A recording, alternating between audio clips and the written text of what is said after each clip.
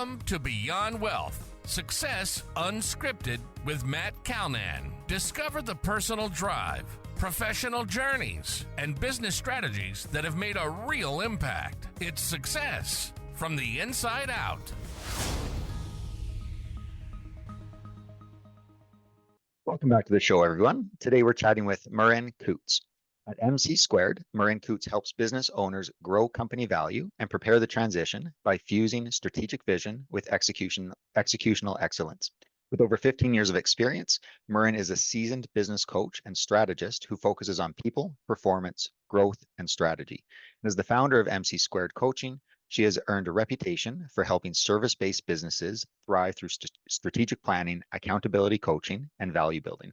So welcome to the show, Merin. And do you want to start off by telling us a little bit about yourself and what you got going on there? Sure. Sounds good. Well, thanks for having me. Yeah, where to start? Well, I'm a farm girl from small town Saskatchewan who has bounced around to a few different places within my career journey and have ended up in the business coaching space. Spent most of my adult life in the Saskatoon area before moving to Calgary about 6 years ago. And, it's interesting. I'm not sure if anyone ever officially plans to be a coach or consultant. But, for me, it was certainly something that kind of fell into my lap in a season of change. And I always had the mantra that as long as I was enjoying it, and having fun, learning new things, and confident that I was adding value to my clients, then I would continue on. And, fast forward 15 years and, I've seen a few changes in terms of what I focus on and the types of clients I work with. But certainly, I'm at a place now where I couldn't imagine going back to the quote unquote corporate life. Right. So did you start out in the corporate world? Yeah, I did. So I worked in media and communications for a number of years. So I had a stint right out of university working with CTV, and then moved to the Shaw Communications Network and was running the Saskatchewan operations. So it was a fun time. It was kind of back when digital phones were just launching and becoming a thing. So, was right in the thick of it with that. And then actually it was in the midst of starting a family, and when our youngest, our second, was born, kind of had this push-pull between my husband and I trying to determine, who would take a step forward in their career and who might take a step back. And a lot was kind of predicated on what opportunities came and what the world brought to us. And he ended up becoming partner with his firm while I was on mat leave, and Shaw ended up doing a bunch of restructuring, and moving just wasn't an option for us in that season of life. And so that's kind of what had me fall into the world of consulting, and fun projects just kept finding me, and kind of did a lot of HR stuff, operational stuff, then really found the love for strategic planning. I have served on a number of corporate boards throughout the years, and my first foray into strategic planning was more as a participant through a number of different corporate boards, and even in my Shaw days, and really just had this thirst for the process, and sitting in a room when there was effective facilitation and process, and then participating perhaps when there wasn't, and seeing the difference in the quality of the outcome and the clarity and alignment that either came or didn't from that, just kind of had me sink my teeth into it a little bit more. And fast forward, that is very much a core part of what I bring to my business coaching clients, along with some of the other pieces on executional excellence and governance and accountability coaching and a bunch of other things. But strategic planning was kind of that piece that I was like, this is what I love. This is what I'm good at doing. And this is where there's a need.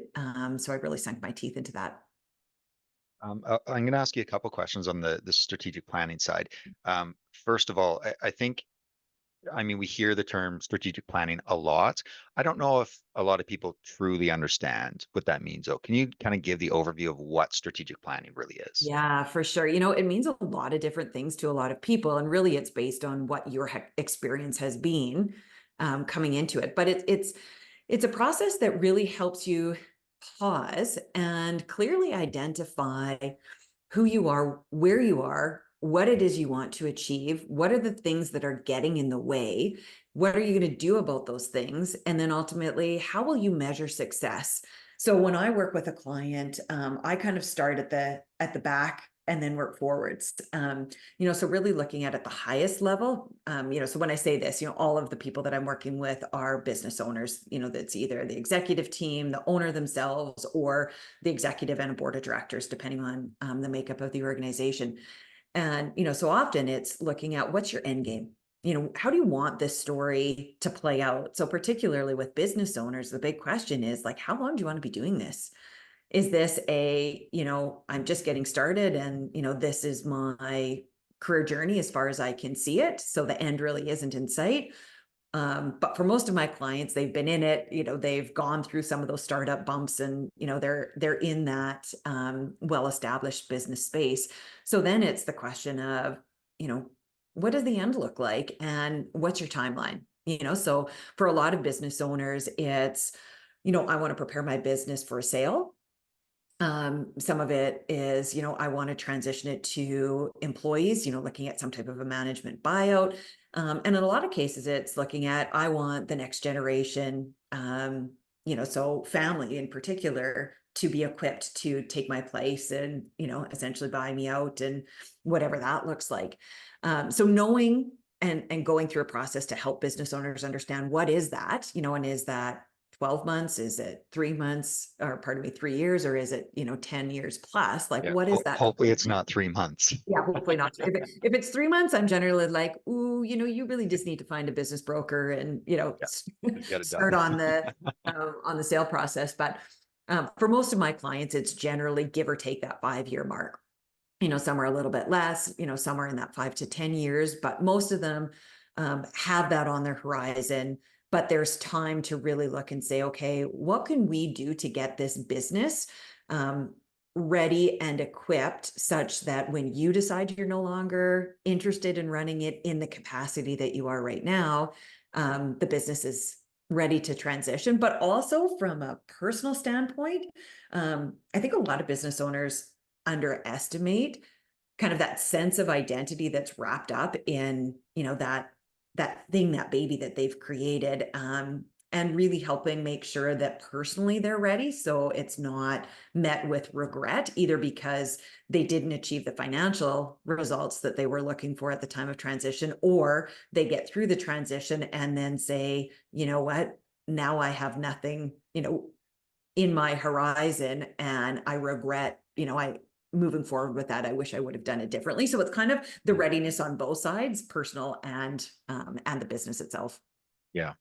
Do you use a structure like a scaling up, or did you develop something on your own that you're usually using with these clients? Yeah, it's a bit of a hybrid. So certainly a fair bit of scaling up, a fair bit of EOS, depending on the size of the business. I find Yeah. EOS is better for smaller, more owner-operator type businesses because it's simple, but it falls a little bit short with businesses that have hit that, over 200 employees, say over 50 million in annual revenue. Now that's kind of a ballpark number because it really depends on the business, but scaling up is more robust when it comes to the strategy component, the cash component, the financial bit.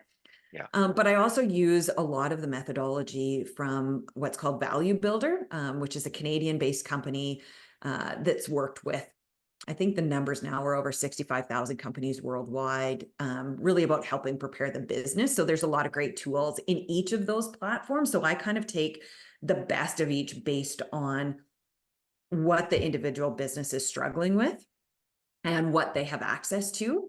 Yeah. But the biggest thing is having a clearly mapped out process and kind of the system that corresponds with that to help keep things moving forward. So I find with a lot of businesses, they're doing a lot of really great things. They just don't have a mechanism to track it, and a place to house that information that clearly connects the pieces together, right? Like they've got all these random puzzle pieces that you can sort of see what the picture is going to look like at the end, but it's not in a framework that helps you be like, oh, okay, this is the piece that's missing. Oh, it's over here. This is, how we need to plug it into that spot. So that's a lot of what I bring to it. It's, what are the actual tools? What is it we're trying to achieve? What is the timeline? And how do we build a framework to tie that all together, both in terms of like the tools, the process, but also the technology, to make it simple and easy. Because at the end of the day, running a business is time consuming. And when you bring somebody in to help you, it needs to be simple and make sense and not require hours and hours of your own time trying to figure out, what's the homework I need to do? Where do I need to enter it? What does that all look like? Where did I put that information when you go back and look a month later? So it's bringing kind of all of that together with a very clear, this is what success looks like. And this is our timeline to get there. Yeah. Yeah, it's the programs like an EOS, like they have an online platform, right? That you can also use, and there's a subscription cost obviously to it. But yeah, it's nice when you're not trying to template and develop everything, because templating takes crazy amounts of time. As business owners, we're not very good at it a lot because it does take time, and we want to do other things that can make us revenue and whatnot. So to be able to have those tools that are simplistic, I think is important as well. And you had mentioned something earlier just about going through the process before, like going through strat plans before and whatnot. And you'd said, you've kind of seen the good and the bad of it based on the facilitator. And I can echo that. I've been through quite a few, and when you have a really good facilitator, it makes a world of difference. And then you get a poor facilitator in there, and you just don't accomplish anything to it. So I would definitely echo your comments on that. For businesses that, maybe on the smaller side, so let's say $1 million of revenue or $2 million of revenue, so a true small business, and maybe it's even $250,000 of revenue, right? It could be a plumber or with one employee or something like that. What should those businesses be doing, or what can those businesses be doing to at least start that strategic planning process? Yeah. I think that the components are the same. The complexity of each individual piece is where it is simplified. So for any business, whether you're 250,000, whether you're 100 million, the process starts the same with getting really clear on your current state. So when I talk about current state, it's being really clear on what industry are you in, what niche are you in, who is your ideal customer, what makes them unique. So when you're looking at how to spend your marketing resources, you're really speaking to that ideal customer. The whole concept of everyone could be my customer. Well, if that's the case, you're not going to be effectively speaking to anybody, and you're going to miss the mark. So it's really looking at how do you help build those focus filters, so that you can really clearly look at where are you spending money and how is it going to move the needle forward. So that, at the fundamental part of it's those pieces, like getting really clear on, and I say, what sandbox do you play in? And then from there, then there's some of the higher level pieces, which generally are more relevant if you get into a little bit more of a larger company where you've got more employees and you need to make sure everybody understands and buys into who you are and what you're all about. So that is like, your mission, which is, what do you do? Whom do you serve? Why do you do it? Your vision, which is that articulation of your ideal future. What do you, where do you want to be when you grow up? What does that look like? And then your core values, which really align, how you choose to operate and how you will hold people accountable. So if you're a small business, that kind of stuff is great. It just becomes more relevant when you're trying to create this package that helps onboard new employees, keep people rallying behind the same thing. Then comes into the goal setting. So a lot of companies will have something called a BHAG, that big, hairy, audacious goal, a compelling, audacious goal, whatever you want to call it, that one overarching thing that's driving you, that you say, hey, this is the most critical thing to get me towards that ideal state that I said I want to achieve in 10 years time, or, whatever your timeline is. I usually say ballpark 10 years.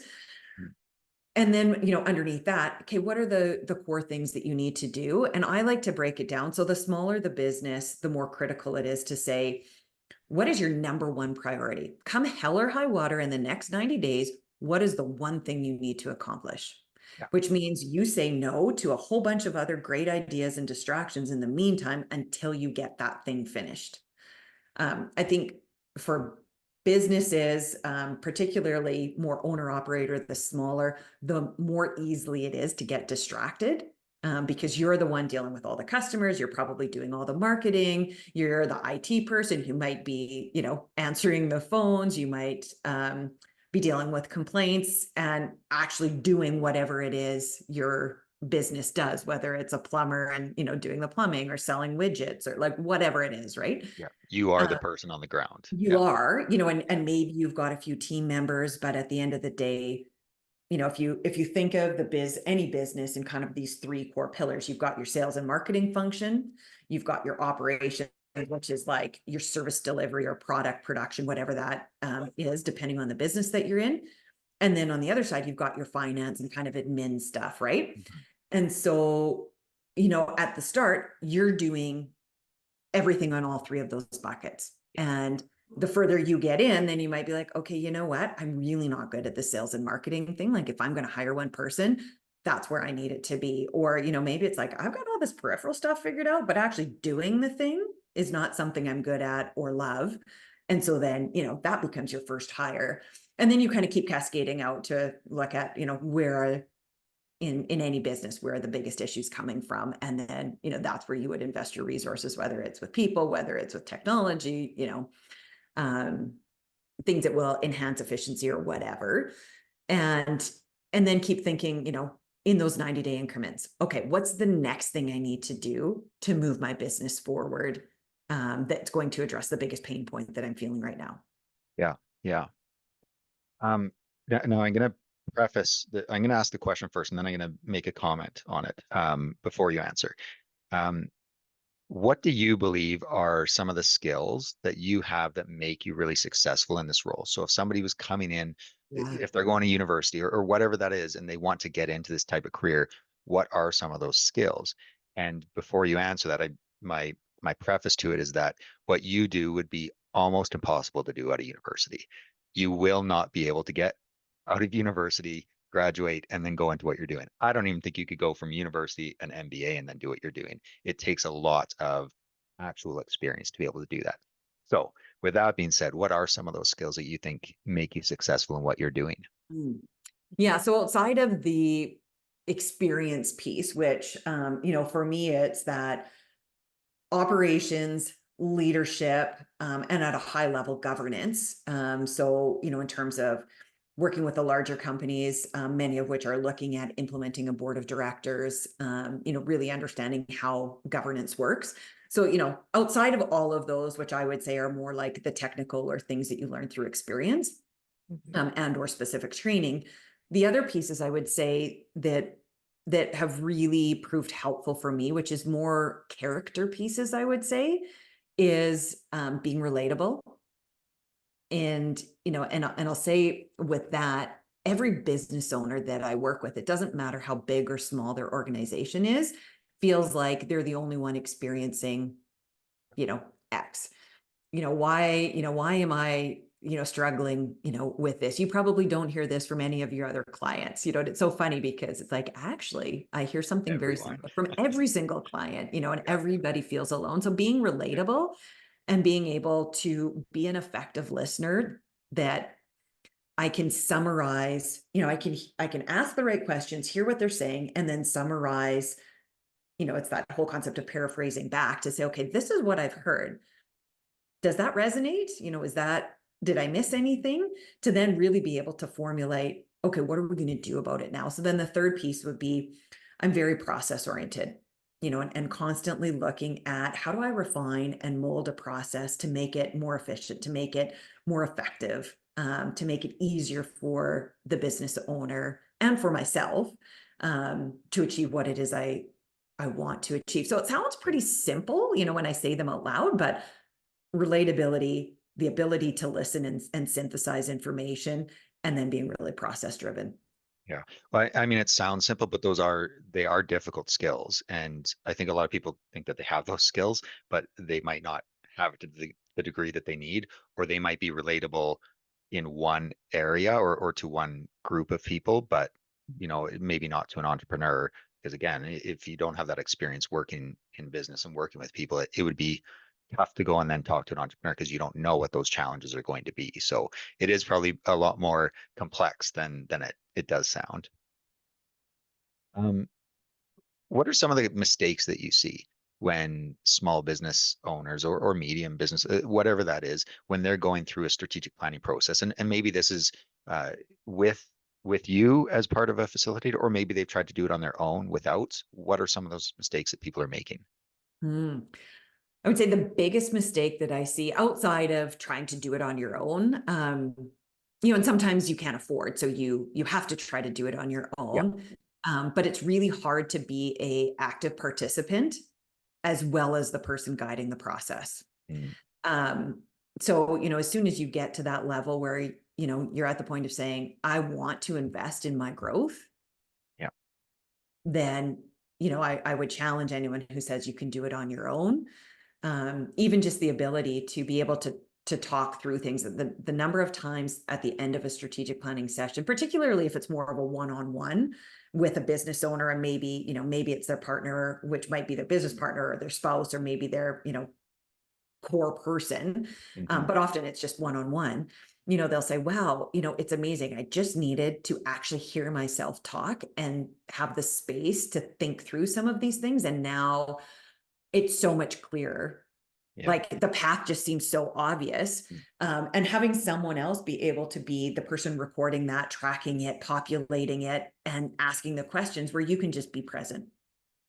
So that I would say is the fundamental thing. Now, not everybody can Yeah. afford that. Yeah. So granted, then you just got to do the best you can do and find a good tool to help guide the process. Yeah. Well, Um, it's sorry, go ahead. Keep going. but then I was going to say that, the biggest mistake I would see otherwise is, and these are generally organizations that, when I am in discussions that I usually say, hey, I'm not your person, is organizations that want to outsource the entire strategic planning process. As a business Yeah. owner, or as if you're talking nonprofit or whatnot, as an executive director, like, you need to own it. I can guide the process and ask the right questions and help drill down and help you see things you might not be able to see. But I don't know your business inside and out. And if you don't have a vested interest in building the plan, how will you have a vested interest in implementing the plan? Yeah. So Yeah. sometimes with businesses, it'll be like, well, can you just do all of this like background work? Say, I'll provide the templates and I'll review what you've got. I'll challenge you on it. I'll ask the questions. But if I do it all for you, like, can I do it? Of course I can do it. But you're actually cheating yourself out of a key part of the learning and the commitment and alignment and buy-in to actually make it happen. So I would say that's the biggest mistake. And then the other one is just really trying to fast track and ram things through just to check the box and say it's done. Yeah. It's better to do it in small chunks and do it well, Yeah. cascade it over time, than just, plow through and do a superficial job. You just gave the best lead into my next question because I was talking to a business owner the other day in smaller organization, maybe 2 million or so in revenue. And he was very excited because they had gone and done this strat plan. And so I kind of asked him about that process and he said, yeah, we did it in an hour and a half. And I looked at him and said, oh, okay, what did you do? Well, we just, and I think they were using scaling up for that. Well, we just kind of everybody had read the book before, so we filled in, their little charts and the guides that they had and whatnot. But how can you do anything in an hour and a half when you're talking about the strategy of your company? So, what is the time commitment that a business is usually going to take to properly do this strat plan? Yeah. So depending on the size, generally I would say, if you're in that $1 to $10 million annual revenue, and I say this with a ballpark, right? But Yeah, like, if you're established, but you're still in kind of that early growth mode, a day is probably sufficient as long as you've done the effective pre-work. right. And I generally take the stance of, there are a lot of things you need to do in advance so that when you're in the room, whether it's with your management team or just with the facilitator, it's quality time looking at insights as opposed to populating data. That's a really poor use of time with a facilitator to populate data. Mm-hmm. It's a really expensive, proposition with poor output. Yeah. So I would say generally a day. Now, the bigger the business, then I would probably say a good 2 days with even more advanced work. And what adds to the time is the bigger the group you have, the more discussion you're going to have. And the fruit is not necessarily about the finished plan. It's about the quality discussion getting there, So it's having the right people in the room, coming prepared, having done the right thinking and research and prep in advance to then be able to really dive into the conversation and have someone that can guide you along, make sure that you're hearing from everybody, synthesize that, and keep the process moving forward. The other thing that I do with my clients is having quarterly check-ins. So when we talk about those 90-day priorities, and this is where that execution excellence really comes in, and whether it's scaling up or EOS or other business operating methodologies, generally we'll all have some version of this, which really is that quarterly, okay, did you achieve the things you said you needed to achieve in the last 90 days? What insights do you have in terms of the data that you're tracking, those metrics that you've defined success by? And then looking at, okay, what needs to happen in the next 90 days to move things forward? And so, the bigger the business, it might be a full day. Smaller business, it's usually about 3 hours on a quarterly basis.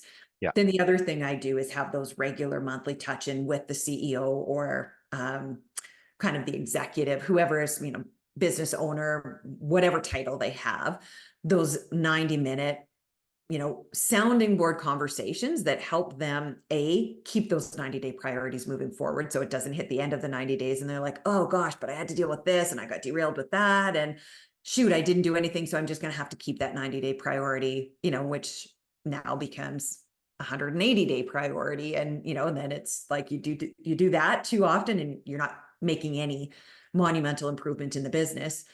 So it's that keeping that moving forward. But I also find, and this is I say it's incredibly relevant for those $1 to $10 million businesses where it's really lonely at the top. And if you have team members, you can't really share everything with them, but and depending on, you don't always want to dump things on your spouse or take, all of that work stuff home, but you need a place to process and just talk through challenges and, articulate what's working, what's not working, recalibrate when needed.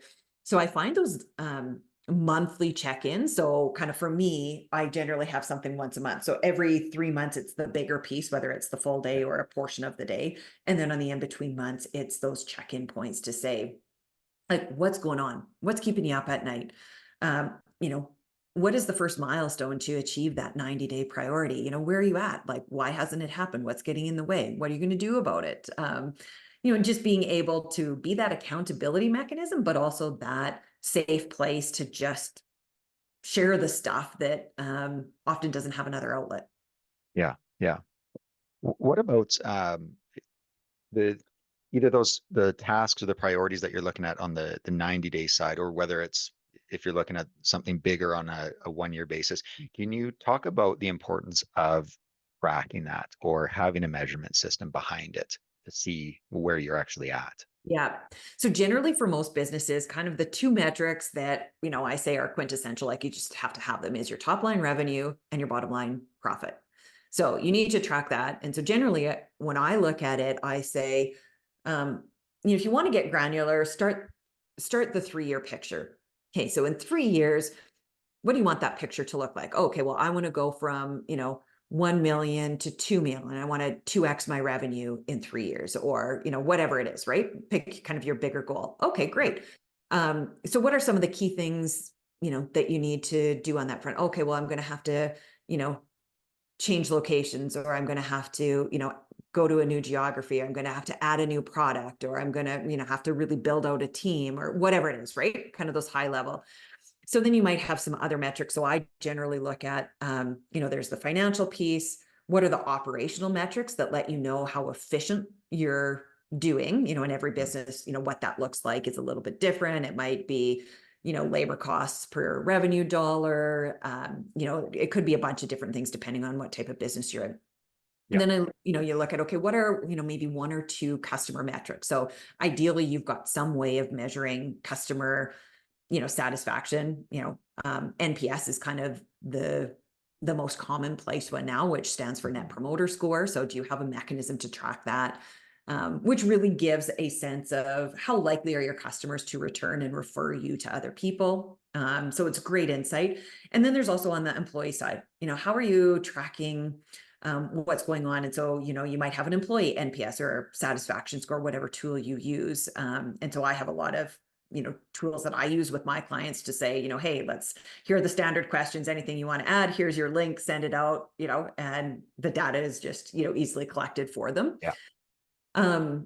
But there might also be, depending on what industry you're in. So I do a lot of work in construction and trades. And so a big piece of that is the diversity, equity, and inclusion piece, and particularly Indigenous engagement. And, it might be Indigenous employment or, whatever the case may be, that is a procurement requirement for a lot of their clients. Right. So, how are you measuring that? And, and within the measurement, generally when you find, you do a benchmark and then you're like, ooh, wow, okay, so this is my starting point.